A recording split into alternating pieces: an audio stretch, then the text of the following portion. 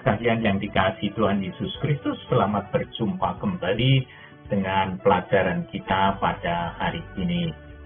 Sebelum kita akan bersama-sama untuk belajar bersama, untuk mendiskusikan, memikirkan tentang pelajaran kita hari ini, saya mengajak saudara sekalian untuk berdoa bersama-sama. Mari kita berdoa. Tuhan Yesus yang mengasihi kami menyerahkan seluruh pelajaran kami pada hari ini ke dalam tangan kasih sayang-Mu. Tuntunlah kami, bimbinglah kami, bukakanlah pikiran dan hati kami, supaya kami dapat belajar dengan baik dari sabda Tuhan. Kemudian Tuhan anugerahkan kami kemampuan untuk dapat melakukannya sesuai dengan kehendak-Mu. Kami serahkan seluruh pembicaraan kami dari awal sampai akhir ke dalam tangan kasih sayang-Mu di dalam Tuhan Yesus Kristus, Tuhan dan Juru Selamat kami. Amin. Saudara sekalian yang dikasihi Tuhan Yesus Kristus, hari ini kita sampai pada pelajaran kita yang ketiga dengan satu tema yang sangat-sangat menarik, yaitu menjadi pelaku firman. Ayat-ayat yang akan kita pelajari diambil dari kitab Lukas pasal yang ke-6, ayat yang ke-46 sampai dengan ayat yang ke-49. Sedangkan ayat hafalan kita, ayat yang harus kita ingat senantiasa, diambil dari Yakobus pasal 1, ayat yang ke-22. Tetapi hendaklah kamu menjadi pelaku firman dan bukan hanya pendengar saja. Sebab jika tidak demikian, kamu menipu diri sendiri. Saudara sekalian, Bilangan Research Center yang sering disingkat dengan BRC melakukan survei kepada 4.095 generasi muda Kristen yang berusia 15 sampai 25 tahun beberapa waktu yang lalu.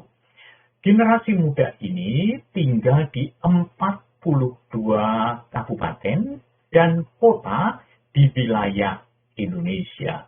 BRC mengambil sampel dari 42 kabupaten dan kota tersebut. Dan hasil survei menunjukkan bahwa ada 91,8% dari anak muda yang disurvei ini secara rutin berbakti di gereja sebanyak 2 atau 3 kali dalam 1 bulan. Alasan kehadiran mereka satu dengan yang lain sungguh berbeda-beda. Kemudian di dalam riset tersebut, sesudah diproses, mendapatkan hasil sebanyak 33,3% atau sepertiga hadir karena mengasihi Tuhan Yesus Kristus. 29% hadir karena sudah menjadi kebiasaan atau kewajiban. Sedangkan 19,4% hadir karena ada kebutuhan rohani dan ingin menyembah Tuhan Yesus Kristus. Sedangkan 11% sisanya hadir karena senang dengan kegiatan-kegiatan kaum mudanya. BRC menyimpulkan bahwa 1 dari 3 anak muda Kristen yang rajin ke gereja saat ini berpotensi untuk tidak lagi rutin ke gereja saat mereka memiliki kebebasan.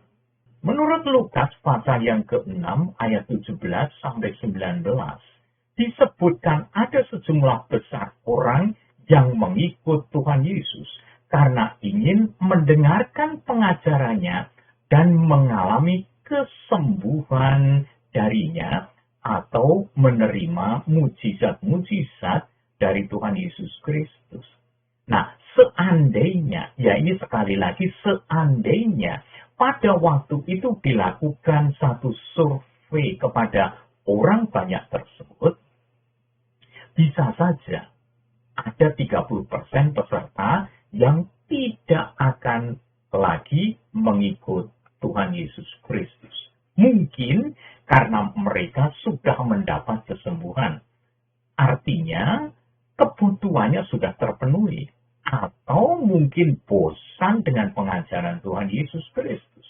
Itulah sebabnya Tuhan Yesus menekankan pentingnya untuk menjadi pelaku firman, bukan sekedar mendengarkan saja. Nah, saudara sekalian, hari ini kita akan belajar tentang mendengar sabda Allah, kemudian mewujudkannya di dalam kehidupan kita dari hari ke hari. Jadi, bukan hanya sekedar pendengar firman. Saya akan membacakan dari kitab Lukas pasal yang ke-6, ayat yang ke-46, sampai dengan ayat yang ke-47.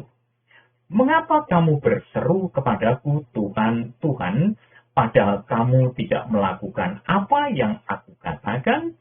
Setiap orang yang datang kepadaku dan mendengarkan perkataanku, serta melakukannya, aku akan menyatakan kepadamu dengan siapa ia dapat disamakan.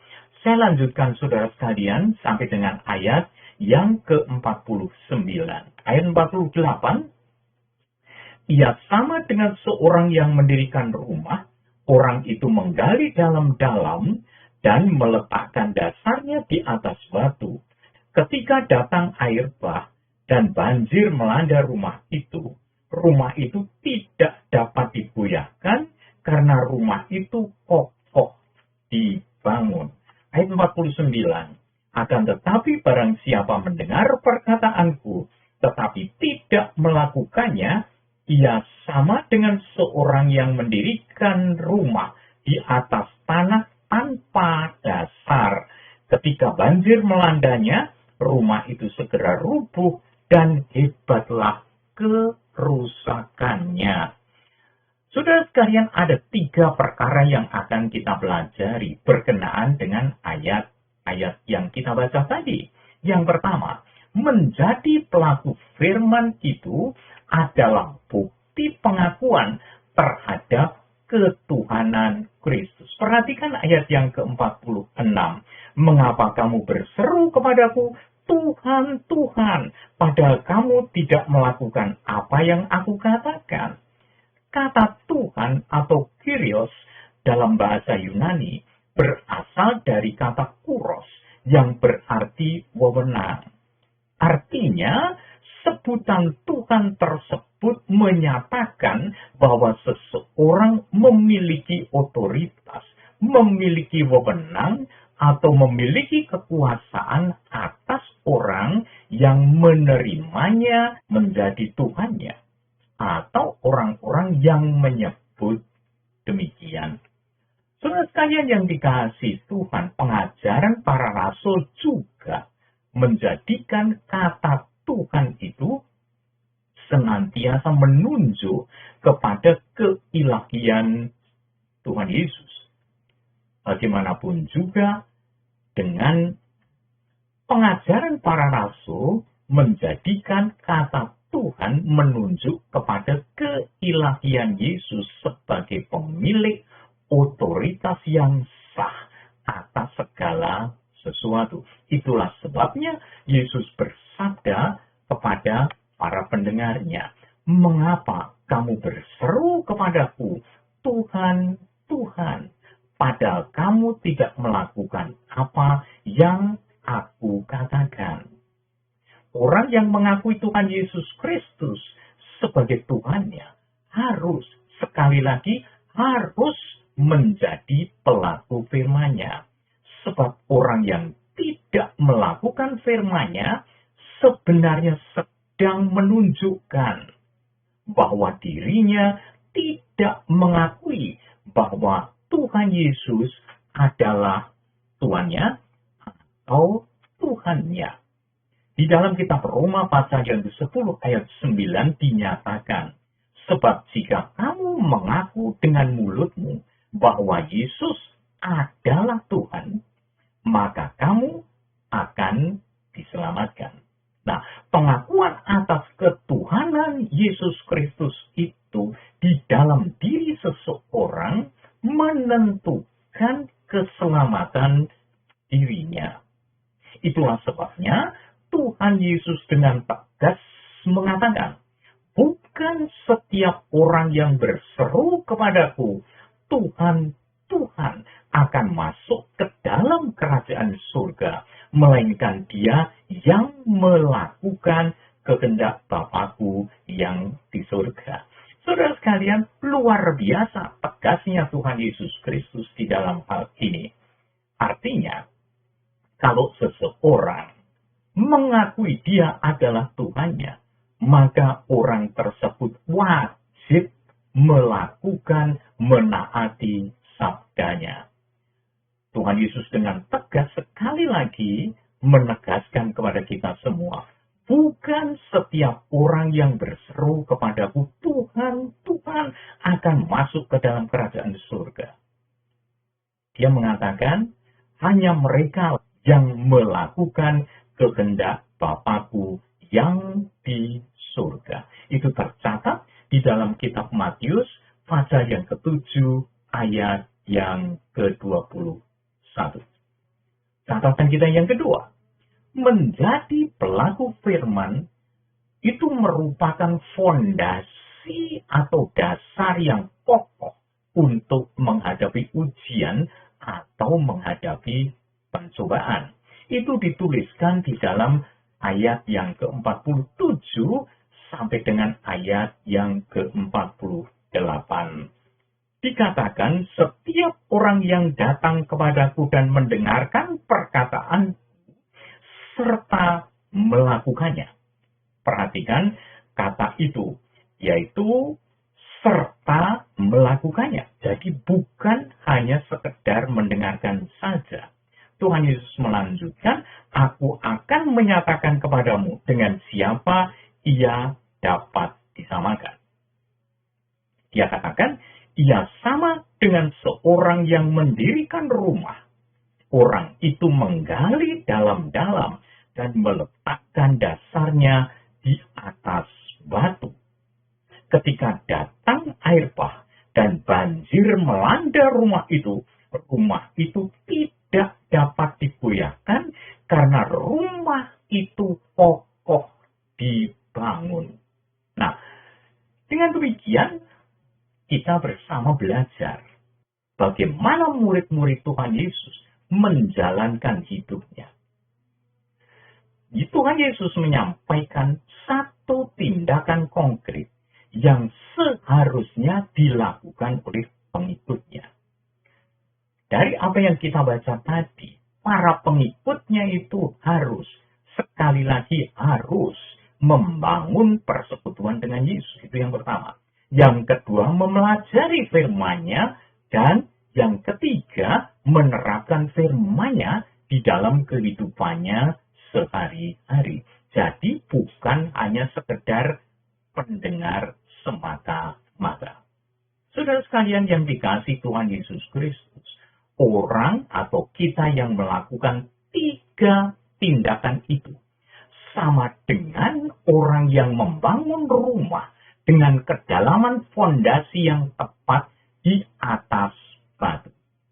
Rumah itu tetap berdiri kokoh meskipun dilanda oleh air bah ataupun banjir yang melandanya. Bahkan mungkin ada badai, tetap saja dia akan berdiri kokoh. Karena apa? Memiliki dasar fondasi yang tepat. Jadi, kalau kita melihat bagian ini bersama, rumah itu menggambarkan kehidupan seseorang, yaitu hidup kita bersama. Kemudian menggali dalam-dalam sudah jelas itu adalah bekerja dengan keras, tidak asal-asalan. Nah, saudara sekalian, ini perlu perjuangan. ini perlu kerja keras untuk menggali dalam, mendapatkan kedalaman yang cukup untuk fondasi bagi rumahnya. Dan fondasi itu tidak lain adalah ketaatan melakukan sabda Tuhan. Dan air bah, banjir, badai, itu merupakan ujian hidup dan penghakiman Tuhan Allah sendiri. Apa artinya? Artinya, orang yang berjuang untuk taat melakukan firman Tuhan akan tetap kokoh hidupnya pada saat dicobai oleh dunia ini dan oleh iblis. Maupun pada saat di hadapan Allah untuk memberi pertanggungan jawab, dia tetap berdiri kokoh. Karena apa? Karena menunjukkan bahwa mereka adalah orang-orang yang memiliki fondasi yang kuat, yaitu mendengar firman dan kemudian menjalankannya di dalam hidupnya. Menunjukkan bahwa dia mengakui dalam hidupnya bahwa Tuhan yang bersabda adalah Tuhannya secara pribadi. Jangan lupa, saudara sekalian, kehidupan Kristen itu biasanya ada dua langkah. Yang pertama, menerima Yesus Kristus sebagai juru selamatnya secara pribadi, dia diselamatkan, tapi tidak berhenti di situ. Langkah yang kedua adalah menerima Tuhan Yesus menjadi Tuhan dalam hidupnya. Kalau kita menerima Yesus sebagai Tuhan kita, maka sudah menjadi kewajiban kita bersama untuk melakukan sabdanya, untuk taat pada firman-Nya. Karena tanpa itu, sebenarnya kita sedang menyatakan bahwa kita tidak menerima Dia sebagai Tuhan kita secara pribadi. Nah, orang yang mau mendengarkan perkataan Yesus tetapi tidak menaatinya disamakan dengan orang yang membangun rumah di atas tanah tanpa dasar. Inilah pelajaran kita yang ketiga. Karena menjadi pelaku firman adalah untuk menghindari kehancuran.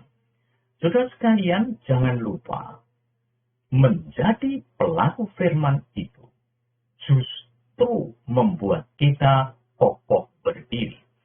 Tetapi kalau kita meninggalkan ketaatan kita kepada Tuhan, kehancuranlah yang akan kita terima. Kehancuran hidup kita. Saat pencobaan datang, istilah yang dipakai di dalam ayat yang ke-49.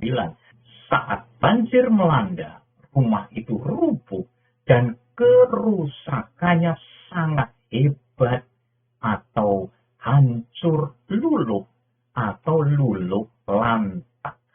Nah, orang dalam contoh kedua ini mempunyai 3 ciri, saudara sekalian, yaitu bahwa orang tersebut malas, sehingga ia tidak mau bersusah payah menggali dalam-dalam agar fondasi rumahnya kuat. Ia tidak mau taat karena ingin mudah saja mengikut Tuhan Yesus Kristus. Ia ingin cepat menikmati hasil, sehingga yang penting asal tiangnya, atapnya sudah terpasang, cukuplah seperti itu. Dan ia pun berpikiran pendek, tanpa menghitung daya tahan rumahnya saat menghadapi ujian. Jadi, 3 ciri khas orang ini membuat rumahnya mudah sekali roboh karena rumahnya itu rapuh, tidak ada fondasinya, tidak ada dasarnya. Sedangkan dasarnya adalah Tuhan Yesus Kristus sendiri sebagai Tuhannya, dibuktikan melalui tindakan-tindakannya, melalui perbuatan-perbuatannya dalam ketaatan kepada Tuhan Yesus setiap hari, setiap saat, setiap pekerjaan yang dilakukannya.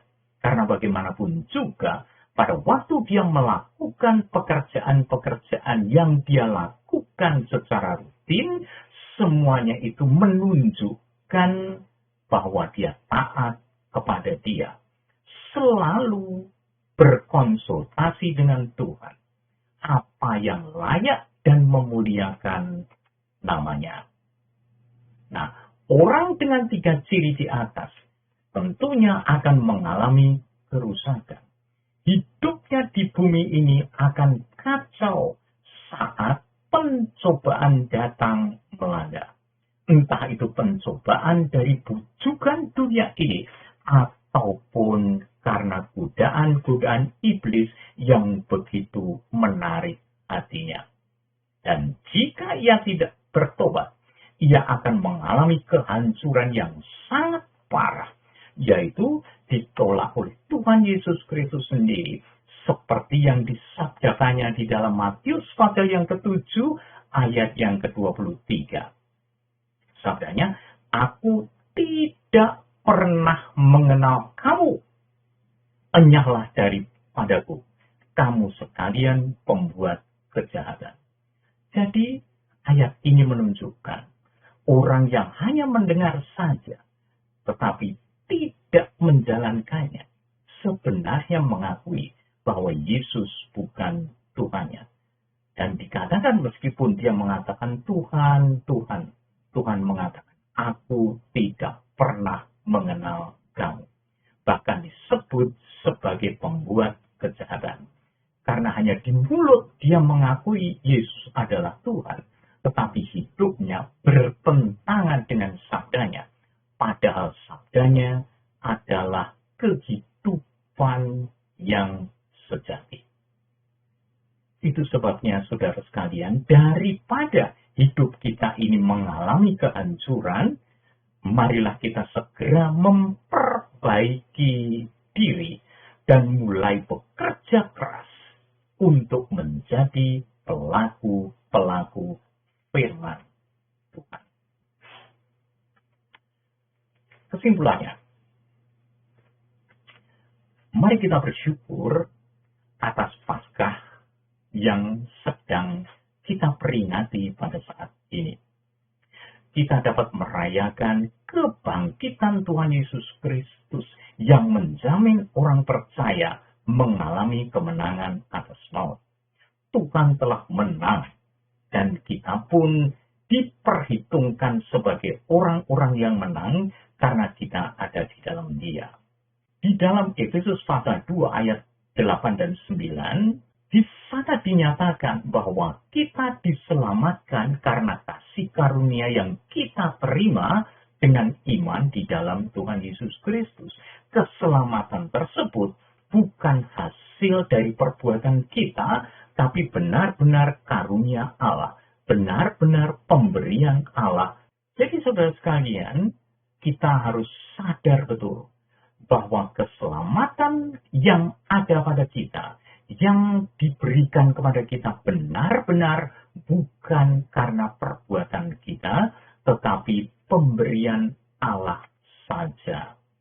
Namun, disebutkan di dalam ayat yang ke-10, kita ini adalah buatan Allah, diciptakan di dalam Tuhan Yesus Kristus. Artinya, bahwa dengan pengorbanan Tuhan Yesus Kristus di atas kayu salib, pada waktu kita menerima Dia menjadi juru selamat kita dan Tuhan kita, kita dilahirkan kembali, kita diciptakan ulang, diciptakan di dalam Tuhan Yesus Kristus. Maka kita harus melakukan pekerjaan yang baik, pekerjaan yang dipersiapkan Allah sebelumnya. Itu tercatat di dalam Efesus pasal 2 ayat yang ke-10. Artinya kita harus bertindak sesuai dengan firman-Nya. Kita harus bertindak selaras dengan sabdanya. Kita harus taat pada rambu-rambu yang dipasang untuk kehidupan kita, supaya kita semua berjalan lurus di dalam kekudusan, karena kita sudah diciptakan diciptakan kembali oleh Yang Maha Kudus di dalam Tuhan Yesus Kristus. Dengan kata lain, kita harus menjadi pelaku-pelaku firman-Nya. Kita harus menyadari, menjadi pelaku firman Tuhan itu sebenarnya perjuangan seumur hidup kita. Itu sebabnya kita harus memikul salib kita setiap hari dengan melakukan firman Tuhan. Melakukan ketaatan kita kepada Dia. Hidup menjadi pelaku firman Tuhan itu layak diperjuangkan, saudara sekalian, agar hidup kita bersama benar-benar kokoh sampai kita bertemu dengan Tuhan Yesus yang adalah Tuhan dan Juru Selamat kita. Nah, ini kesimpulan untuk memegang Alkitab, memegang firman. Ada 5 jari dan kemudian ditambah telapak tangan. Jari kelingking mendengar. Jari manis itu membaca. Jari tengah mempelajari. Jari telunjuk itu adalah menghafal. Jari jempolnya itu selalu merenungkan firman Tuhan. Tetapi semuanya itu akan mudah diambil dari kita oleh kekuatan-kekuatan dunia ini. Nah, namun kalau kita memegangnya secara penuh, bukan hanya dengan 5 jari saja, tetapi dengan telapak tangan kita secara menyeluruh, saudara sekalian, maka ini jauh lebih kuat. Kalau kita hanya memegang dengan jari kelingking kita, mudah sekali ditarik. Dengan berdua, kelingking dan jari manis itu pun bisa diambil. 3, mendengar, membaca, mempelajari. Ini pun masih bisa diambil. 4, masih. Kalau diambil hanya dijinjing begini saja, itu pun masih bisa jatuh. Tetapi kalau dipegang dengan seluruh telapak tangan kita, yaitu mendengar, membaca, mempelajari, menghafal, dan merenungkan, serta menerapkan, mewujudkan, melakukan firman itu akan jauh lebih kuat. Tidak mudah untuk ditarik oleh kekuatan-kekuatan lain. Karena apa? Kita bukan hanya belajar mengerti dengan otak kita, dengan pengertian kita, tetapi kita mewujudkan itu di dalam kehidupan kita, menjalankan firman itu dalam kehidupan kita. Itulah cara memegang firman Allah di dalam kehidupan kita dari hari ke hari. Terima kasih saudara sekalian, Tuhan memberkati kita sekalian. Amin. Mari kita berdoa. Terima kasih Tuhan Yesus untuk hari ini atas berkat-Mu. Kami sekalian dapat belajar dari sabda-Mu, bahwa Tuhan mengingatkan kami supaya kami bukan hanya menjadi pendengar yang baik, tetapi justru menjadi pelaku-pelaku firman-Mu. Dengan demikian kami menyatakan bahwa kami mengakui Engkaulah Tuhan kami yang sesungguhnya. Terima kasih Tuhan Yesus Kristus. Nama-Mu ditinggikan dalam kehidupan kami. Terima kasih Tuhan. Amin. Terima kasih saudara sekalian atas perhatian saudara. Sampai berjumpa kembali dalam rekaman-rekaman berikutnya.